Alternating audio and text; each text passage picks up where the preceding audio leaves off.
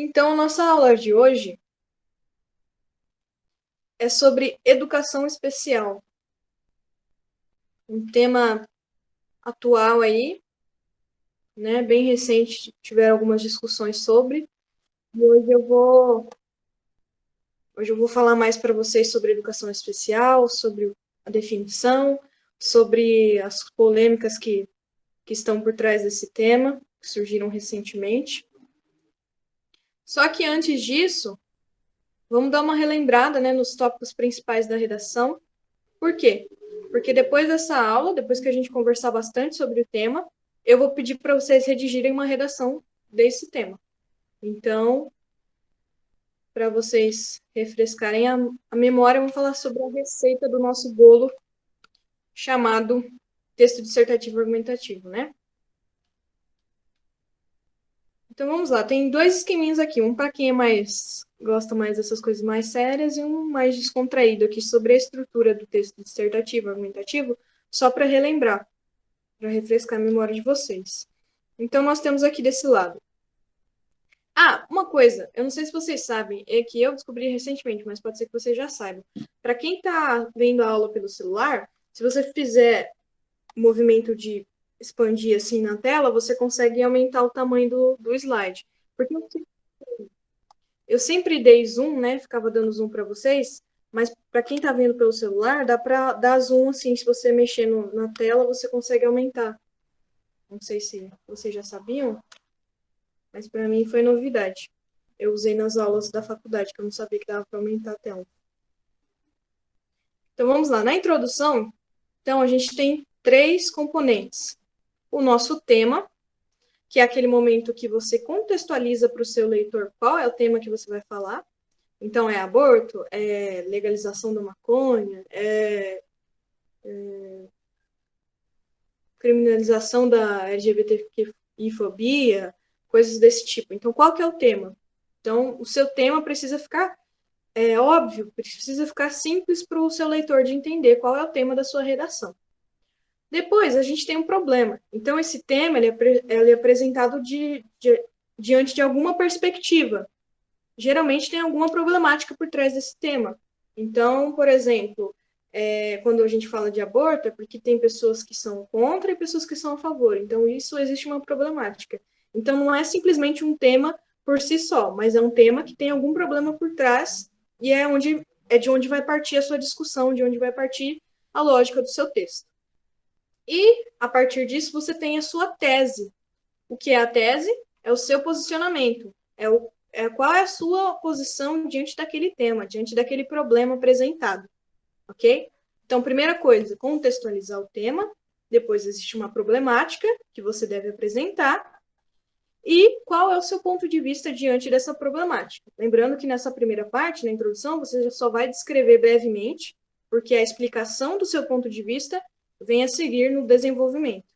E aí, nós temos aqui que o desenvolvimento ele tem dois componentes, que são o argumento 1 e o argumento 2. Esses argumentos, eles devem estar brevemente descritos aqui na tese, ou pelo menos a sua tese tem que dar a entender que seria possível aquele argumento e vir em seguida. Como assim? Se você não citar os seus argumentos na introdução, pelo menos contextualize de um jeito que faça sentido o argumento que vem em seguida. Porque, por exemplo, você não pode introduzir a sua redação dizendo que você é a favor do aborto e no parágrafo de baixo você começar a falar um monte de coisa contra. Percebe? Tem que fazer sentido, tem que ir na mesma linha de pensamento, na mesma lógica, não pode fugir. Então, introdução a essa estrutura, desenvolvimento é onde você vai explicar os seus argumentos, vai embasar, vai trazer citações, estatística, todo esse componente, né? E explicar qual é o seu posicionamento. E na conclusão, a gente vai ter a retomada do problema. Então, a gente vai mostrar para o nosso leitor que a gente não se perdeu no caminho, que a gente ainda lembra do que estamos falando. No caso do Enem, você obrigatoriamente tem que propor uma intervenção, que é propor uma solução para aquele problema que foi apresentado. Daí você vai dizer, eu acho que o governo federal podia fazer isso, eu acho que o Ministério da Educação poderia fazer isso, eu acho que as escolas deveriam adotar campanhas disso. E, por final, você vai reafirmar a sua tese. Lembrando, se a tese é o seu posicionamento sobre o tema, então você vai reafirmar, vai relembrar o seu leitor.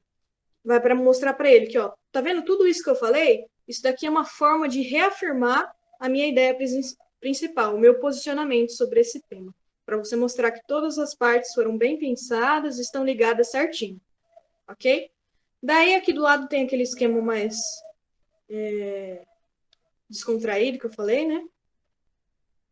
Então, aqui, parágrafo de introdução, objetivo do texto. O que eu acho sobre o tema?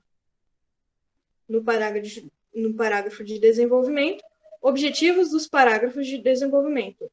Por que eu acho isso? Então, aqui é o que eu acho, e aqui você vai explicar por que você acha, na sua ideia 1 e a sua ideia 2. Que no caso do esquema aqui do lado, estava escrito com argumento 1 e argumento 2. E o parágrafo de conclusão, retomada dos objetivos do texto e dos parágrafos. Então, percebam, todas as ideias do texto como um todo estão ligadas, elas têm uma relação, mas elas não repetem as informações, porque um texto que fala a mesma coisa em todos os parágrafos não faz sentido. Então, busquem diferentes alternativas, diferentes formas de complementar as ideias para que elas continuem sendo sobre o mesmo tema, reforcem o seu posicionamento, só que sem repetir a mesma informação. E não só informação, mas também tomem cuidado com a repetição de palavras. Ok? Deu para refrescar a memória de vocês sobre a estrutura do texto? Porque, afinal de contas, vocês vão ter que produzir um texto desse ao final dessa aula. Se alguém ainda tiver alguma dúvida sobre as partes do texto, por favor, me chame. Pode ser aqui na aula mesmo ou no privado, porque a explicação sobre essas partes em si já foi dada. Então, agora eu só estou retomando para a gente começar a estudar temas específicos, como é o caso da aula de hoje, onde a gente vai falar sobre educação especial. Então, Professora, oi, fala. eu posso usar o estilo do Enem na VUNESP, não tem problema? Não, não tem problema, porque o texto é o Tá, mesmo. A única tá bom. coisa é que o Enem exige a proposta e a Unesp não. É que eu sou acostumada, entendeu? Por isso que eu tô perguntando. Uhum. Então Não, tá. se você acha que é mais fácil para você, pode fazer. Não tem problema Uhum, nenhum, tá? tá. Obrigada. Então vamos lá. Então o tema da nossa aula de hoje é educação especial. E qual é a definição desse termo, então? Educação especial é um ramo da educação voltado para o atendimento e educação de pessoas com alguma deficiência, preferencialmente em instituições de ensino regulares, ou seja, ensino comum, ensino público, ou ambientes especializados, como, por exemplo, escolas para surdos, escolas para cegos ou escolas que atendem a pessoas com algum nível de deficiência intelectual. Ou seja, o que é educação especial? É um ensino voltado para pessoas com algum tipo de deficiência. E aqui na definição ele traz que é preferencialmente um ensino trazido, abordado na escola, né, comum, ou também em ambientes especializados. E é bem nessa questão que entra a problemática desse tema. Então, o que nos diz a Lei número 9394 de 1996? Tudo bem, Karen e Camille? De acordo com essa lei, entende-se por educação especial, para os efeitos desta lei, a modalidade de educação escolar oferecida preferencialmente na rede regular de ensino para educandos com deficiência, transtornos globais do desenvolvimento e altas habilidades ou superdotação. Então, é dessa forma que aparece a definição de educação especial nessa lei aqui.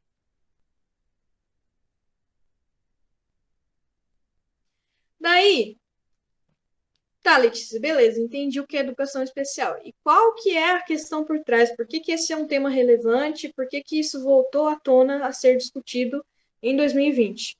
Porque no dia 30 de setembro, o Ministério da Educação divulgou um decreto oficial do presidente da República que diz respeito sobre a educação especial.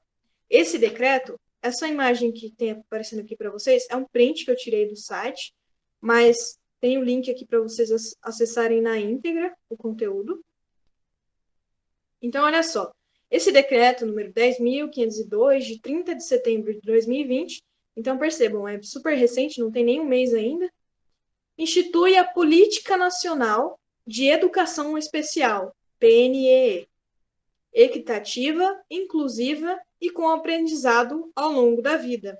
Essa é a descrição que o governo federal dá a respeito desse decreto que fala sobre a educação especial, né? Então, olha lá. O presidente da República, no uso da atribuição que lhe confere, resumindo, o presidente da República, com os poderes que ele tem sendo presidente, decreta. Quais são as disposições gerais? Qual que é o geral desse decreto? Vou ler aqui para vocês. Fica instituída a Política Nacional de Educação Especial, equitativa, inclusiva e com aprendizado ao longo da vida, por meio da qual a União, em colaboração com os estados, o Distrito Federal e os municípios, implementará programas e ações com vistas à garantia dos direitos à educação e ao atendimento educacional especializado aos educandos com deficiência, transtornos globais do desenvolvimento e altas habilidades ou superdotação. Então, essa é a definição, né, mais geral, o artigo 1º. O artigo 2º diz o seguinte: para fins do disposto neste decreto, considera-se. Aí ele vai definir o que é educação especial, né, com dois tópicos aqui. Educação especial é a modalidade de educação escolar oferecida preferencialmente. Reparem muito nessa palavra, preferencialmente, que ela aparece em várias definições, né? Em vários documentos onde se tem a definição de educação especial. Preferencialmente na rede regular de ensino aos educandos com deficiência, tudo aquilo que eu já tinha dito, né?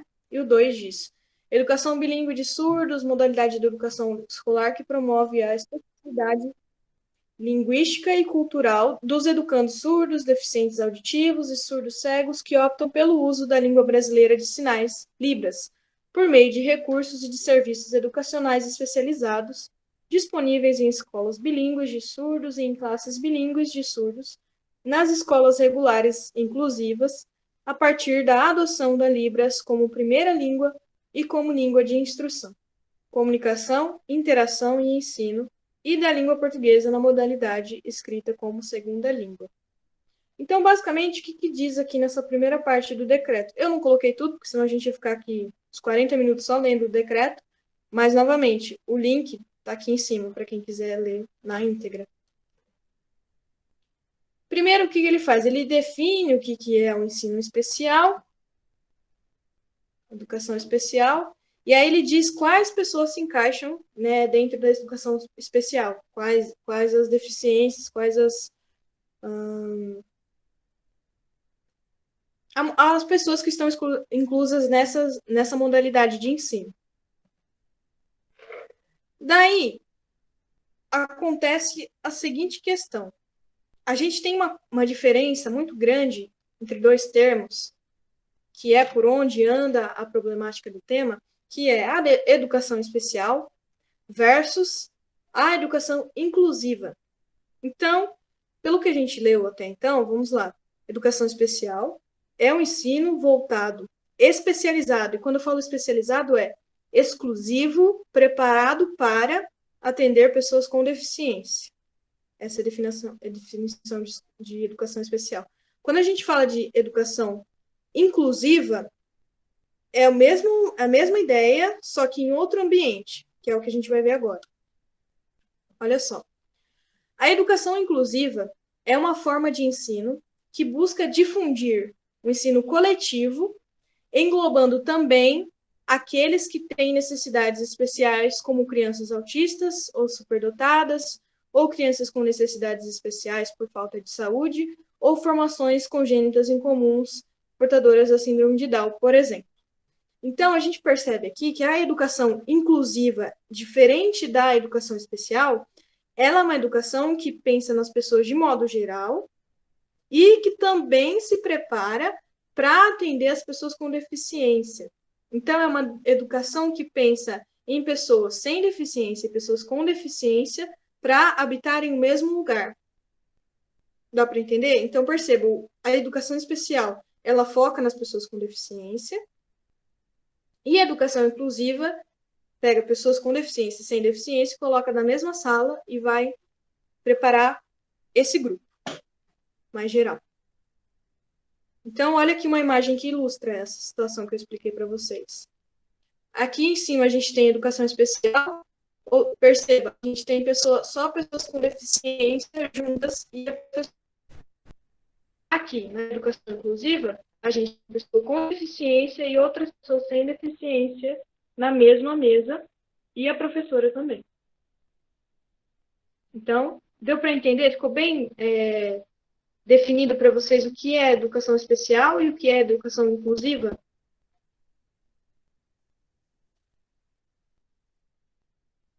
Beleza, qualquer dúvida, por favor, vamos parando. Agora, mais informações sobre o tema. Olha só. A Lei de Diretrizes e Bases Nacionais da Educação, 9.394 de 96, assegura o direito constitucional de educação pública e gratuita aos deficientes. Na época ainda chamavam de deficientes, né? Ainda assim, a grande maioria das crianças com necessidades especiais ainda está fora do sistema tradicional de ensino. Muitas estão em escolas específicas para crianças deficientes. Esse texto, ele está com esse termo deficiente que não é mais utilizado, que saiu, né, que caiu em desuso, porque é um texto que fala sobre essa lei de 1996, né? Mas hoje o termo mais adequado é pessoa com deficiência, que é um termo utilizado porque a gente coloca a pessoa antes, né? Coloca primeiro antes da deficiência, que não é a deficiência da pessoa que a define. Então, essa lei de diretrizes e bases nacionais diz que assegura o direito constitucional para que as pessoas com deficiência também tenham educação pública e gratuita, assim como nós, como as pessoas sem deficiência também têm direito constitucional à educação pública gratuita de qualidade. Pelo menos na Constituição, né? Daí o que acontece? Por conta dessa diferença entre a educação especial e entre a educação inclusiva, existem pessoas com argumentos a favor da educação especial e contra a educação especial. Então, o que eu fiz aqui? Como eu estou explicando, aprofundando para vocês, é como se eu estivesse fazendo o papel daqueles textos motivadores que aparecem no início da redação, só que de maneira mais aprofundada, explicando como é que as coisas acontecem. Então, aqui eu separei para vocês 3 argumentos a favor da educação especial e 3 argumentos contrários à educação especial. Por quê? Porque, primeiro, eu precisava que vocês entendessem do que se trata, qual que é a problemática, e depois vissem ambos os pontos de vista, para então vocês formarem a sua opinião sobre o tema e redigirem a redação. Então vamos lá, olha só, argumentos a favor. O primeiro argumento é da Michele Bolsonaro, primeira-dama, né, da República. Hoje celebramos mais uma vitória. Isso foi o que ela disse no dia do lançamento do Plano Nacional de Educação Especial, dia 30 de setembro agora. Hoje celebramos mais uma vitória, o lançamento da Política Nacional de Educação Especial, equitativa, inclusiva ao longo da vida, a PNE. Representa um passo significativo desse governo rumo a um país mais justo e com igualdade de oportunidades, disse a primeira-dama da República e presidente do Conselho do Programa Pátria Voluntária, Michele Bolsonaro, durante a solenidade de lançamento da política no Palácio no Planalto. Então, mais uma vez, eu fiz recortes, né, dos textos originais, mas eu coloquei os originais aqui embaixo para vocês terem acesso a tudo que foi dito. Então, essa aqui é a fala da Michele. Então, para ela, esse Plano Nacional de Educação Especial representa um passo adiante, uma evolução no governo, e que vai trazer mais oportunidades, enfim, igualdade, né? Próximo argumento também a favor, lembrando que são 3 a favor e 3 contrários. Esse argumento aqui é do Milton Ribeiro, que é o atual ministro da Educação. Um dos princípios norteadores desta política nacional é a valorização das singularidades e do direito do estudante e das famílias no processo de decisão sobre a alternativa mais adequada para o atendimento educacional especializado. Ou seja, o que ele diz aqui?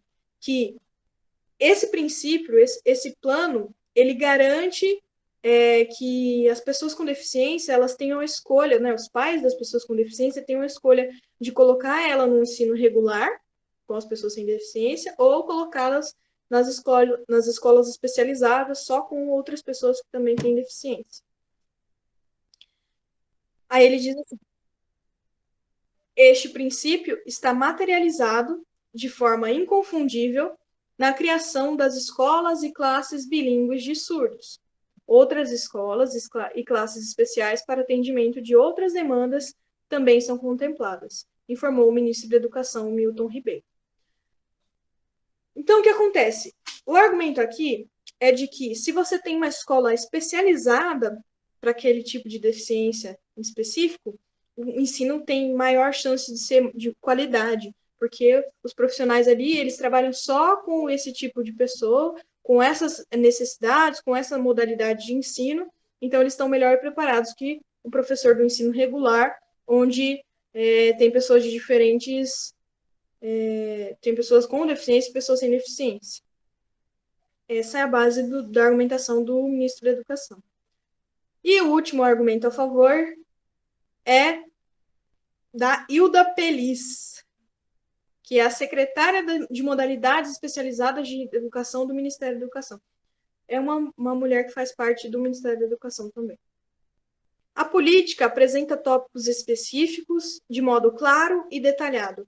Ela vai promover a educação especial com autonomia dos sistemas, no propósito de garantir uma educação equitativa, inclusiva e com aprendizado ao longo da vida.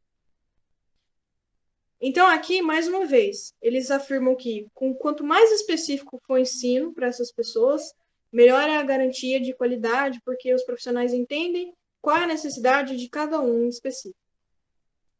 Tudo bem? Então, esses são os 3 argumentos a favor da educação especial. 2 do Ministério da Educação e 1 da primeira-dama. Agora, vamos para o primeiro argumento contrário. Graziella cursa o primeiro ano do ensino médio em uma escola estadual em São Bernardo do Campo, São Paulo. E quando perguntada sobre sua experiência como pessoa com deficiência no ambiente escolar, responde antes sobre o crescimento de seus colegas pela convivência com as diferenças. Então, aqui a gente tem um relato de uma aluna do ensino médio que é uma pessoa com deficiência. Ela diz o seguinte sobre os amigos dela. Eles estão acostumados comigo. Então, se vier outro cadeirante, eles vão saber como lidar. Assinala de cara, pontuando que a adaptação inicial desse novo aluno... aqui cortou uma parte, mas o texto original está aqui embaixo, gente. Aqui ela diz o seguinte, ela diz que se entrasse outro cadeirante, os amigos dela saberiam como lidar, porque eles já conhecem ela. Mas que não seria a mesma situação com um autista. Se entrasse um autista na turma, eles não saberiam como lidar. Justamente porque não existe outra pessoa como referência, não existe outro colega autista na escola para eles conhecerem, né? Então, ela diz aqui que a adaptação inicial desse novo aluno seria mais difícil, porque os colegas poderiam ter pensamentos capacitistas sobre ele. Daí, aqui, como ela fala pensamentos capacitistas, eu decidi trazer a definição de capacitismo para vocês saberem. Então, capacitismo é a discriminação ou preconceito contra pessoas com deficiência, certo? É quando você questiona a capacidade dessas pessoas, quando você limita elas à deficiência, ok? Então, esse é o relato da Graziella. Se eu não me engano, ela tem 16 anos, de São Bernardo do Campo. Próximo argumento a favor. Aqui não está maior porque esse texto não consegui copiar e tirar um print. Mas eu vou ler para vocês. Uma pesquisa realizada pelo CEF que é o Centro de Ensino, Pesquisa e Inovação do Instituto Jô Clemente, da Igapá de São Paulo, revela que crianças frequentam salas de aula comuns apresentam ganhos consideráveis em aspectos como identidade, autonomia, comunicação, linguagem e expressão, relacionamento interpessoal e aprendizagem. Esses alunos demonstram e expressam seu desejo